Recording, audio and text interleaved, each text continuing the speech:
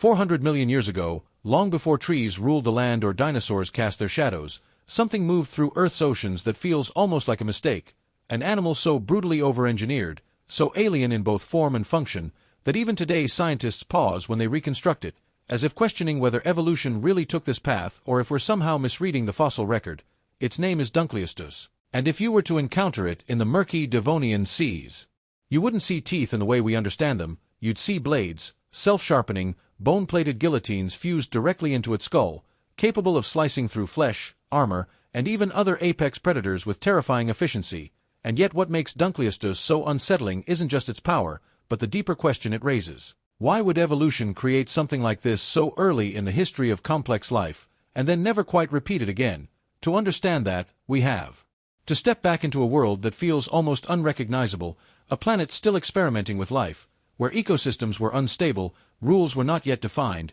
and the oceans were filled with creatures that look more like prototypes than finished designs, a time when vertebrates, the group that would eventually include us, were still figuring out what it meant to have a backbone, let alone dominate a food chain, and in that uncertain, shifting landscape, Dunkleosteus didn't just survive, it ruled. Growing to lengths estimated at up to 8 to 10 meters, with a bite force rivaling or exceeding that of much later giants like Tyrannosaurus rex, which is almost incomprehensible when you consider that this creature existed over 150 million years before dinosaurs even appeared. But perhaps the strangest part of all is that Dunkleosteus didn't rely on the evolutionary innovations we typically associate with top predators today. No true teeth, no streamlined shark-like lineage, no refined jaw. Mechanics honed over hundreds of millions of years. Instead, it belonged to a group called placoderms, armored fish that most people have never even heard of, their bodies encased in thick bony plates like living tanks, their evolutionary line a kind of side branch that would ultimately vanish entirely, leaving no direct descendants,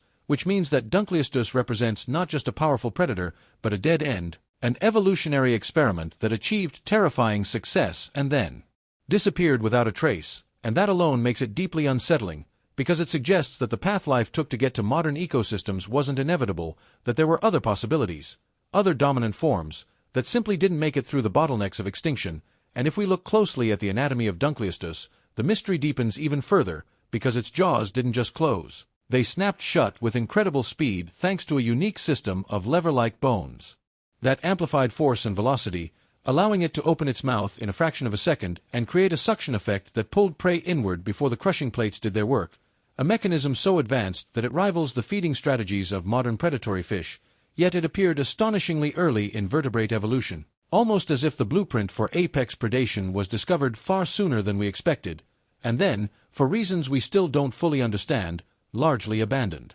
or reworked into entirely different forms. And when paleontologists first uncovered the fossilized remains of Dunkleosteus in the 19th century, they struggled to even classify it, its armor and jaw structure so unlike anything living today that it blurred the lines between fish and something else entirely, forcing scientists to rethink what early vertebrates were capable of, because up until that point, the narrative had been relatively simple. Early fish were small, primitive, limited in their ecological roles, gradually evolving complexity over time, but Dunkleosteus shattered that idea, presenting a creature that was not just complex, but dominant, a top-tier predator operating in a marine ecosystem that should, by all previous assumptions, have been too early, too undeveloped to support such specialization. And this is where the real question begins to emerge. Not just how Dunkleosteus lived, but why it existed at all, why evolution would produce such an extreme organism in an era when life was still in its formative stages, and what conditions in the Devonian oceans allowed, or perhaps forced, this kind of biological escalation, because ecosystems don't create apex predators without reason. They are the result of intense competition, of arms races between prey and predator, of rapid innovation driven by survival pressure, and if Dunkleosteus was at the top, then the world beneath it must have been far more complex, far more dangerous than we typically imagine when we think of early life. And as we begin to reconstruct that world, piece by piece, fossil by fossil, a picture starts to form of an ocean filled with armored creatures, bizarre body plans, and escalating adaptations, a kind of evolutionary battlefield where protection and predation were locked in a constant feedback loop, each new defense giving rise to a more powerful offense. And in that context, Dunkleosteus stops looking like an anomaly and starts looking like an inevitable outcome of a very specific moment in Earth's history, a moment when life was experimenting at a pace and scale that would never quite be repeated again. But even that doesn't fully explain why this particular design, This combination of armor, speed, and sheer destructive capability appeared so early and then vanished, leaving behind only fragments and questions, because if something works that well, if it dominates so completely, we would expect it to persist, to evolve further, to leave descendants that carry its legacy forward, and yet Dunkleosteus and its relatives disappear from the fossil record at the end of the Devonian period, victims of a mass extinction event that wiped out a significant portion of marine life, resetting the evolutionary stage once again, and in that reset, the world chose a different path. Sharks would rise, bony fish would diversify, and eventually, entirely new forms of predation would emerge, but none would be quite like this. None would carry the same sense of something almost out of place in time, and so we're left with a paradox. Dunkleosteus was both perfectly adapted to its environment and yet ultimately unsustainable in the long run, a peak that could not be maintained, a glimpse into an alternate version of Earth's history that flickered into existence and then vanished. And as we dive deeper into its biology, its behavior, and the strange mechanics that made it one of the most formidable predators the planet has ever seen, we begin to realize that Dunkleosteus isn't just a creature of the past. It's a reminder that evolution doesn't move in a straight line, that it explores, experiments, and sometimes creates things that feel almost impossible, things that shouldn't exist, and yet, for a brief and violent chapter of Earth's history, did. If Dunkleosteus was not an accident, then it was the product of something far more unsettling, an evolutionary arms race that escalated with almost reckless speed, a system where survival didn't just favor efficiency, but extremity, and to understand how such a creature could emerge, we have to dissect not just what it looked like, but how it functioned at a mechanical level, because Dunkleosteus wasn't simply powerful, it was engineered by natural selection in a way that feels almost deliberate.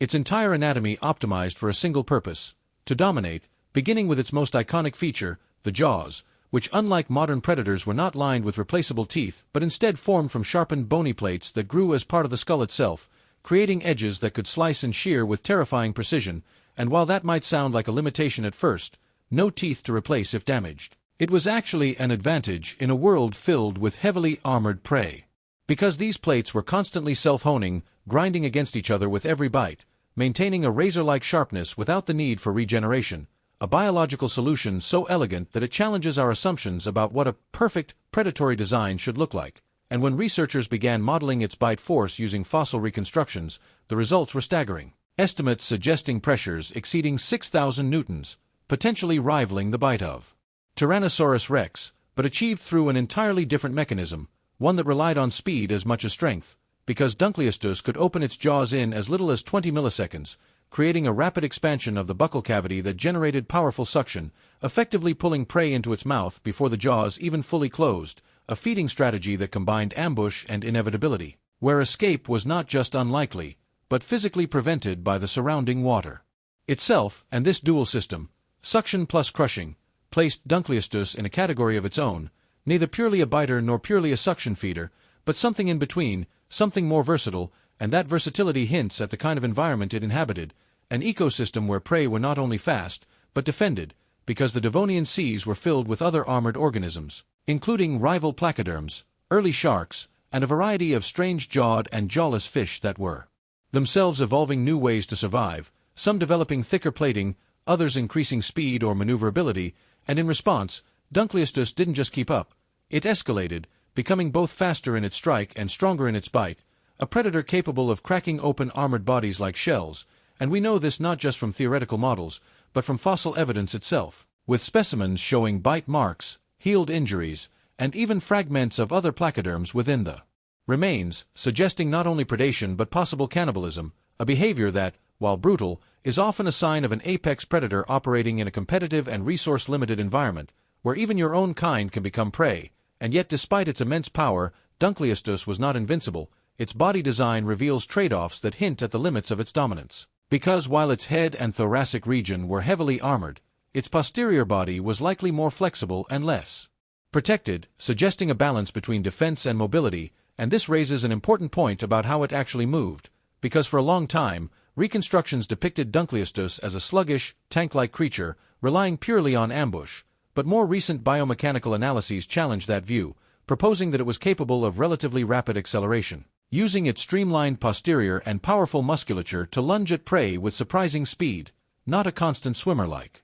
modern sharks, but a burst predator, conserving energy until the moment of attack, and this behavior aligns with what we see in many modern aquatic predators, where efficiency is key, because in an ocean where oxygen levels and environmental conditions fluctuated dramatically during the Devonian, energy conservation would have been critical, and this brings us to another layer of the mystery. The environment itself. Because the Devonian period was not stable, it was a time of significant ecological upheaval, with changing sea levels, shifting climates, and fluctuating oxygen concentrations that created pockets of both opportunity and stress, and in such conditions, extreme specialization can be both an advantage and a risk, allowing a species to dominate in the short term but leaving it vulnerable to sudden changes, and Dunkleosteus, for all its power, may have been walking that exact line, perfectly adapted to a specific set of conditions that would not last. And as we examine the broader ecosystem, we begin to see that it wasn't just Dunkleosteus evolving rapidly, but the entire marine community, with early sharks beginning to experiment with cartilage-based skeletons that offered greater flexibility,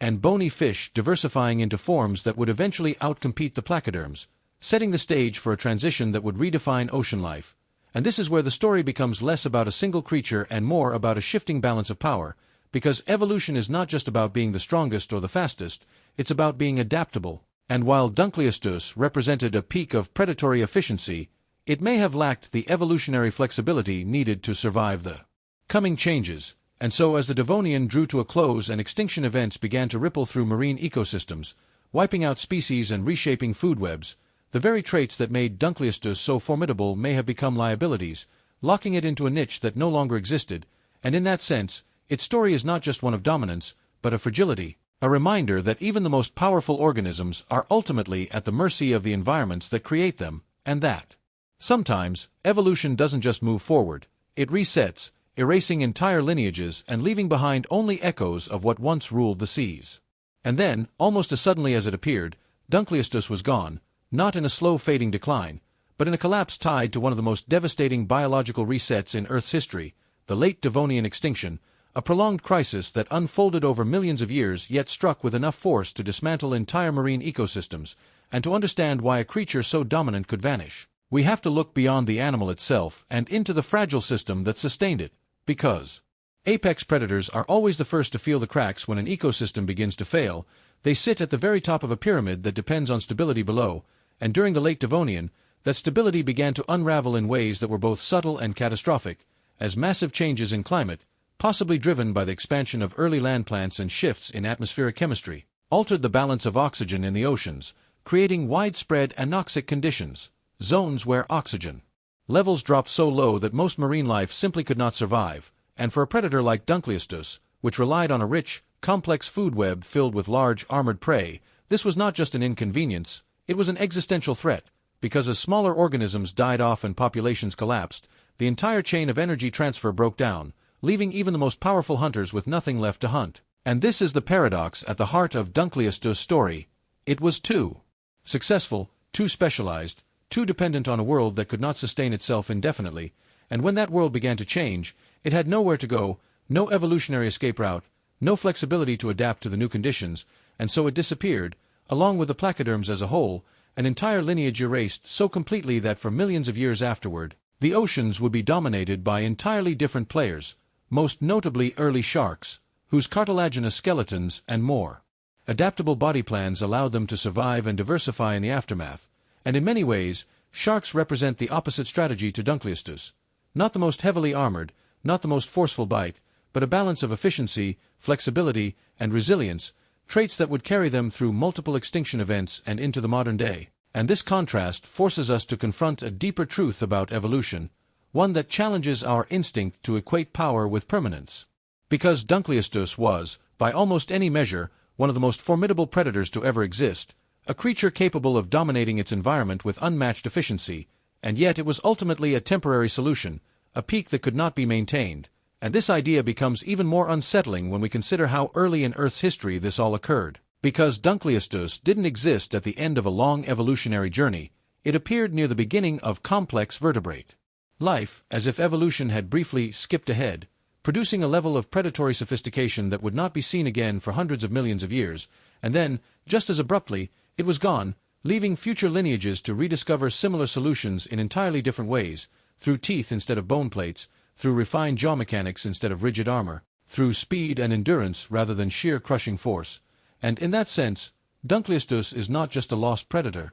but a glimpse into an alternate version of evolution, a path that was explored and then abandoned, raising the unsettling possibility that many such paths have existed throughout Earth's history, entire worlds of organisms that rose, dominated, and vanished without leaving a lasting legacy. And this is where the story shifts from biology to something more philosophical, because when we look at Dunkleosteus, we are not just looking at a fossil, we are looking at evidence that evolution is not a linear progression toward complexity or perfection, but a chaotic process of experimentation, where success is always temporary and dominance is always conditional. And this has implications that reach far beyond the Devonian seas, because it suggests that the ecosystems we see today, the balance of predators and prey, the dominance of certain groups over others, are not fixed outcomes, but snapshots in an ongoing process that could, under different, produce entirely different results. And perhaps the most unsettling question of all is not why Dunkleosteus existed, but how many other, impossible, creatures have existed and disappeared without ever being fully understood. How many biological experiments have been erased by extinction events before they could leave a trace in the fossil record? And whether the forms of life we consider familiar today are simply the survivors of a long series of accidents, rather than the inevitable endpoint of evolution. And when we return to the original question, why did Dunkleosteus exist? The answer is both simple and deeply unsettling. It existed because, for a brief moment in Earth's history, the conditions were exactly right for something like it to emerge, for an arms race to escalate to the point where armor met blade, where speed met force, where evolution pushed the boundaries of what was possible and created a predator that feels almost out of place even now. And then those conditions changed, the experiment ended, and the ocean moved on, but the fossil remains, silent and fragmented, still carry that story, a reminder that the history of life is not a straight path, but a series of trials, some of which produce creatures so extreme that they seem like they shouldn't exist at all, and yet, against all expectations, they did, if only for a moment.